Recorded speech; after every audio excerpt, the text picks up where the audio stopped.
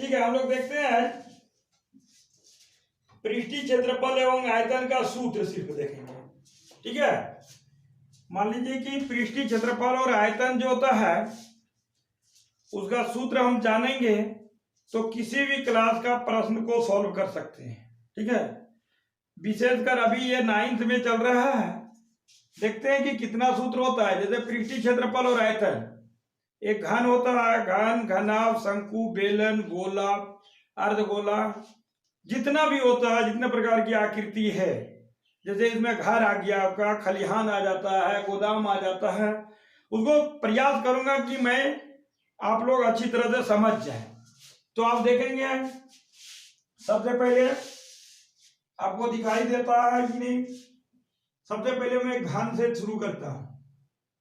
घन का पार्श्व पृष्ठीय क्षेत्रफल, पार्श्व को वक्र बोला जाता है, ये वक्र भी लिख दिया जाता है।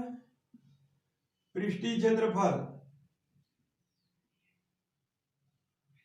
बराबर होता है बराबर 4 गुना भुजा स्क्वायर। ऐसा क्यों होता है? वक्र पृष्ठीय क्षेत्रफल जो होता है वो सिर्फ दीवार का क्षेत्रफल होता है, आधार उसमें शामिल नहीं होता है।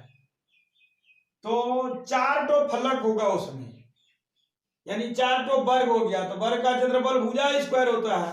तो भुजा स्क्वायर जोड़ भुजा स्क्वायर जोड़ भुजा स्क्वायर 4 बार करेंगे तो 4 भुजा स्क्वायर होता है। ठीक, 2 में चलेंगे। घन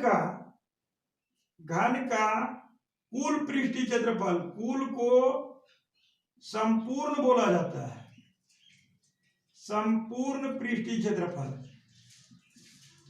बराबर हो जाता है कि 6 गुना भुजा स्क्वायर। 6 गुना भुजा स्क्वायर क्यों हो गया? तो संपूर्ण में सिर्फ बॉडी नहीं, आधार नहीं। मान लीजिए एक वस्तु मेरे पास यहां रखा हुआ है, ये वस्तु आपको दिखाई पड़ रहा है, ये लकड़ी का लट्ठा है। अब इसमें से लंबाई, चौड़ाई, ऊंचाई बराबर हो जाए। अभी मान लीजिए कि ये घनाभ है, इसमें 1 2 3 4 5 6 तो फलक है, तो घन में भी 6 फलक होगा। तो उसमें लंबाई चौड़ाई सारा बराबर होता है, लंबाई चौड़ाई ऊंचाई बराबर हो गया, तो 6 फलक हुआ। तो 6 क्षेत्रफल चाहिए आपको, तो 6 क्षेत्रफल चाहिए। तो एक क्षेत्रफल होता है भुजा स्क्वायर, तो 6 भुजा स्क्वायर जोड़ेंगे हम, तो 6 गुना भुजा स्क्वायर हो जाएगा। और फिर घन का आयतन हो जाएगा, पृष्ठीय क्षेत्रफल और आयतन। घन का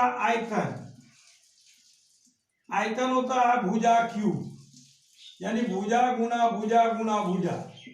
ठीक है, इतना हो गया। अब चलता हूं मैं घनाभ में। तो घनाभ में लंबाई, चौड़ाई और ऊंचाई अलग अलग होता है। घनाभ का पार्श्व पृष्ठीय क्षेत्रफल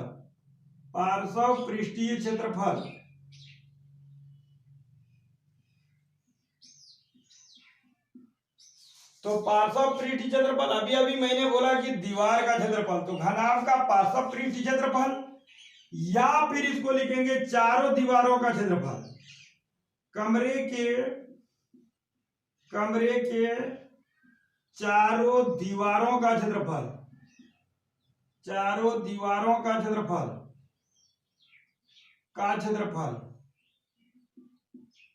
ये दोनों सेम होता है। ठीक है, तो सेम में क्या लिखेंगे हम? 2 गुना लंबाई जोड़ चौड़ाई, लंबाई जोड़ चौड़ाई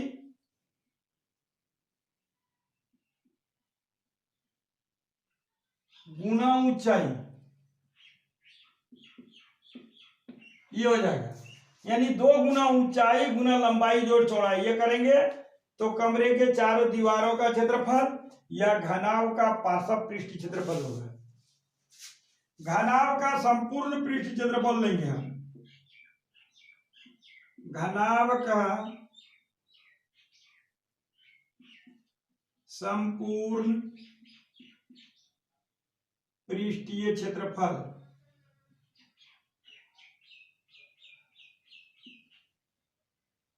पृष्ठीय क्षेत्रफल बराबर होता है कि 2 गुना लंबाई गुना चौड़ाई, फिर जोड़ करेंगे, कहेंगे लंबाई गुना चौड़ाई एक तो फलक का हो गया, फिर दूसरे फलक का करेंगे तो चौड़ाई गुना ऊंचाई हो जाएगा, चौड़ाई गुना ऊंचाई हो जाएगा, और फिर ऊंचाई गुना लंबाई करेंगे तो तीसरा फलक आएगा, ऊंचाई गुना लंबाई, ये 3 फलक हुआ, और तीनों के आमने सामने एक एक फलक होता है, इसके दो सबको जोड़ के 2 से गुना कर दिया जाए तो वह घनाभ का संपूर्ण पृष्ठ क्षेत्रफल हो जाता है। आपको दिखाई पड़ रहा है, समझ पा रहे हैं, अन्यथा मेरा आवाज को सुनिए, आवाज सुनकर भी लिख सकते हैं, ठीक है। अब आता है घनाभ का आयतन। घनाभ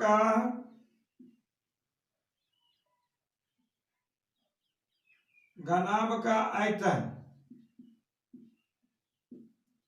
बराबर होता है लंबाई गुना चौड़ाई गुना ऊंचाई। ये तो आसान है, अंग्रेजी वाला में LBH लिखता है, L से लेंथ होता है, B से ब्रेड्थ और H से हाइट, यानी L into B into H होता है। तो इसमें भी शॉर्ट हो जाता है 2 into LB plus BL plus HL, ठीक है।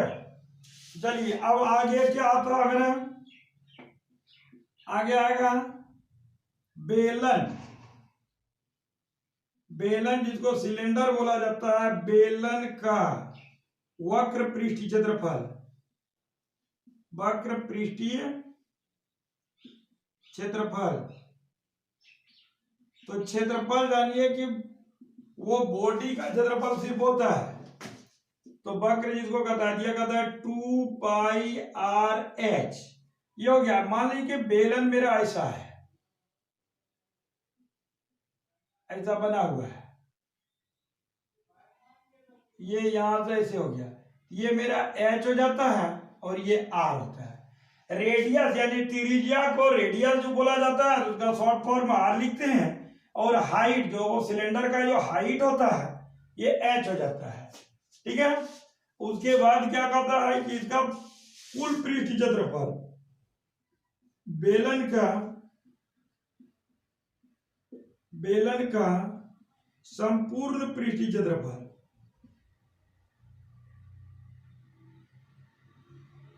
संपूर्ण पृष्ठीय क्षेत्रफल। अब जैसे कि बॉडी के क्षेत्रफल में 2 आधार को जोड़ दिया जाता है, जैसे कि मैं यह समझा देता हूं क्या होता है। जैसे 2 पाई RH हो गया, अब ये वृत्ताकार है तो वृत्त का क्षेत्रफल होता है पाई R स्क्वायर, फिर जोड़ कर देते हैं तो पाई R स्क्वायर हो गया, इतना हो गया। तो 2 पाई RH प्लस 2 पाई R स्क्वायर, इतना। तो 2 पाई R कॉमन ले लीजिए, बच गया H प्लस R, यही तो होता है उसका। अब देखेंगे 2 पाई R into R plus H या H प्लस R, यही लिखा रहता है। यहां कितना हो जाएगा 2 पाई R into R plus H या H प्लस R, जो भी लिखेंगे बनेगा ही, ठीक। अब बेलन का आयतन होता है, बेलन का आयतन, बेलन का आयतन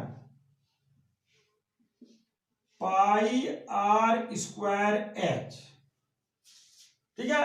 यानी कि ये 2 पाई RH है, यह पाई R स्क्वायर H है, ठीक। उसके बाद हम क्या जाते हैं, अब शंकु में जाएंगे। शंकु उल्टा कीप होता है, जैसे बोतल में जो तेल भरते हैं तो उसका याद देखिए, ये 10 नंबर का होगा,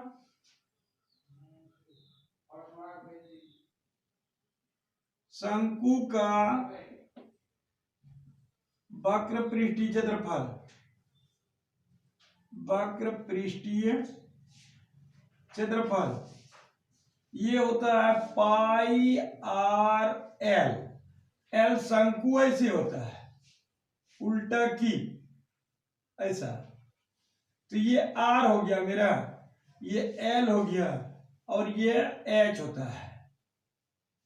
ठीक है, तो एल इसका स्लेंट हाइट होता है, एच हाइट होता है, तो स्लेंट हाइट यानी तिर्यक ऊंचाई वक्र में लिया जाता है। ठीक, और फिर 11 में हम लिखते हैं शंकु का कुल पृष्ठीय क्षेत्रफल। शंकु का कुल पृष्ठीय क्षेत्रफल, कुल यानी संपूर्ण, संपूर्ण पृष्ठीय क्षेत्रफल, तो इसी के जैसा होगा। अब एक तो वृत्त है, जैसे pi R L plus pi R square. यदि आप भूल जा रहे हैं तो इसको करके देखिए ना क्या होता है। तो पाई आर कॉमन ले लेंगे, एल प्लस आर हो गया, या आर प्लस एल लेंगे, बराबर कितना हो जाएगा, pi R into L plus R, ये हो गया। और शंकु का आयतन का मतलब होता है कि वो बेलन के आयतन को 3 से भाग करना। शंकु का आयतन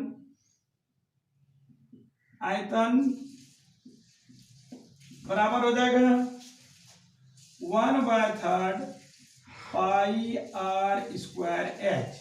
तो पाई आर स्क्वायर मेरा क्या था, बेलन का आयतन था। यहाँ देखिए बेलन का आयतन है, इसको 3 पार्ट कर दिया गया।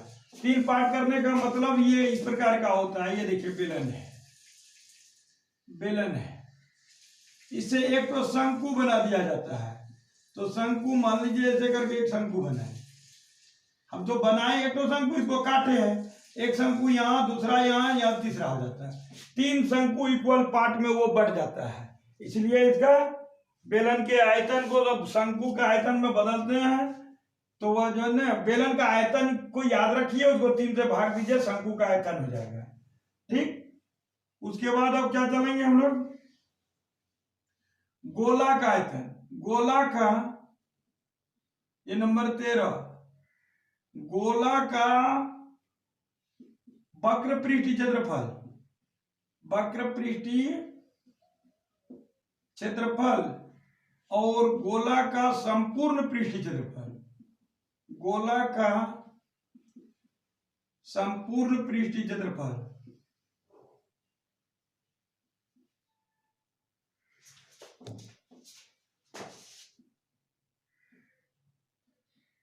संपूर्ण पृष्ठीय क्षेत्रफल दोनों एक ही होता है, सेम होता है, और होता है वो 4 पाई आर स्क्वायर। ठीक है, गोला का आयतन होता है, गोला का आयतन, गोला का आयतन 4/3 pi R cube. R Y radius है सर में, गोला में तो रेडियस होता ही है, हाइट नहीं होगा उसमें। अब चलेंगे हम लोग अर्धगोला। अर्धगोला, अर्धगोला का वक्र पृष्ठीय क्षेत्रफल, वक्र पृष्ठीय क्षेत्रफल, क्षेत्रफल बराबर 2 पाई आर स्क्वायर। यानी इसका 4 पाई आर स्क्वायर है तो इसका 2 पाई आर स्क्वायर हो जाएगा। लेकिन आपको ध्यान रहे कि अर्धगोला का संपूर्ण पृष्ठ क्षेत्रफल अलग होता है, तो यहां पर हम लिखेंगे अर्धगोला, अर्धगोला का संपूर्ण पृष्ठीय क्षेत्रफल, पृष्ठीय क्षेत्रफल बराबर 3 पाई आर स्क्वायर होगा। अब ये क्यों होता है, अब जैसे कि अर्धगोला मेरा यहां से यहां तक आ गया, ये भरा हुआ है ऐसा पूरा, तो 2 पाई आर स्क्वायर जब हम लिए तो ये बॉडी, जब भी हम अभी शुरुआत में मैंने क्या कहा था आप लोगों को कि वक्र का अर्थ होता है सिर्फ दीवार का क्षेत्रफल, बॉडी का क्षेत्रफल। तो ये अर्धगोला का जो है क्षेत्रफल इसी तरह चला गया। अब इसमें एक तो वृत्ताकार भाग ये आ गया, तो जैसे कि ये 2 पाई आर स्क्वायर हुआ, और ये वृत्त का क्षेत्रफल जो इसका मुंह है, अब कढ़ाई देखें हम, तो कढ़ाई का मुंह का क्षेत्रफल जैसे ही यहाँ जोड़ेंगे तो ये वृत्ताकार होता है इतना, ये हो जाता है 3πr²। ठीक है। और अर्धगोला का आयतन, अर्धगोला का आयतन, अर्धगोला का आयतन, तो गोला के आयतन को 2 से भाग कर दीजिए। तो गोला का आयतन है 4/3πr³, तो इसका हो जाएगा 2/3πr³। ठीक। अब 18 तो क्वेश्चन जो है ना सूत्र बनता है इससे, लेकिन एक सूत्र जो इंपॉर्टेंट है उसको यहां पर नहीं बताया गया। ऐसा इनकेस आता है, कभी कभी टेक्निकल दृष्टि से दिया जाता है उसको, कि वैसा 9th में क्वेश्चन भी है। अब कहता है क्या है कि कमरा की लंबाई, चौड़ाई और ऊंचाई दे दिया जाता है, और सीलिंग सहित उसमें कहता है क्या कि सफेदी कराने का खर्च निकालना है, रेट दे दिया जाता है। तो उसमें से क्या करेंगे, उसके लिए हम यहां चल जाएंगे घनाभ बला में। ठीक है। तो उसका जो है ना क्या होता है, तो इसको यहां लिखते हैं बिना ढक्कन, बिना ढक्कन के घनाभ का क्षेत्रफल। ठीक है। इसको 3 तरह से आप बना सकते हो। तीनों डोमेन लिखने के बाद आपको समझा दिया जाएगा कि यह कैसे होता है। बिना ढक्कन के घनाभ का क्षेत्रफल, और कहां कहां उपयोग होना है उसका। नंबर 1, आप घनाभ का संपूर्ण पृष्ठ क्षेत्रफल में, जैसे 2 × LB + BH + HL, इतना में से आप LB माइनस कर सकते हो। ठीक है। नंबर 1। नंबर 2 में आप आएंगे 2LB, यदि गुना करते हैं तो नहीं, ओनली LB कर दीजिए, +2BH + 2HL, ये हो गया। और नंबर 3 जो इसमें कौन चीज था, वो मेरा यहां पर देखे अभी, चारों दीवारों का क्षेत्रफल में से एक आधार को जोड़ दीजिए, जैसे 2 × L + B × H + LB कर दीजिए। अब तीनों को मैं समझा देता हूं। बिना ढक्कन के घनाभ का क्षेत्रफल में कब कब काम आ सकता है, जैसे आपको खलिहान बनाना है, तो खलिहान बनाने के लिए जमीन चाहिए और चारों दीवार चाहिए, छत नहीं चाहिए। तो उसमें से एक तो सीलिंग का लंबाई गुना चौड़ाई हटा दिया गया। तो इसी को हम क्या किए, जब घटाएंगे यहां तो यहाँ 2LB आ रहा था, देख दो घट जाएगा, कितना बचेगा।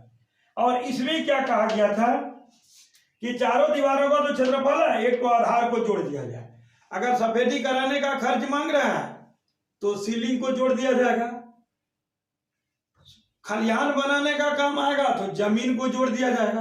बिना ढक्कन का, यानी बिना ढक्कन का, ढक्कन नहीं है, एक परत उसका नहीं है। ये तीनों में से सबसे आसान आपको ये तो होगा, इस पर जो है ना काम करेंगे। यानी तो किसी क्वेश्चन में अब जांच करके देखेंगे, ये तीनों में से बनाएंगे तो तीनों का आंसर सेम होगा। ठीक है। चलिए धन्यवाद। आप लोग देखेंगे, इसको समझने का प्रयास करेंगे। ये क्लास की दृष्टि से क्लास 8वीं और 9वीं में तो इसका क्वेश्चन रहेगा ही, लेकिन प्रतियोगिता परीक्षा की दृष्टि से भी है, किसी भी क्वेश्चन का जवाब आप आसानी से दे सकते हैं यदि आपके पास सूत्र हो, फार्मूला हो तब। ठीक है। तो चलिए आज इतना ही, आप लोग देखेंगे, अध्ययन करेंगे।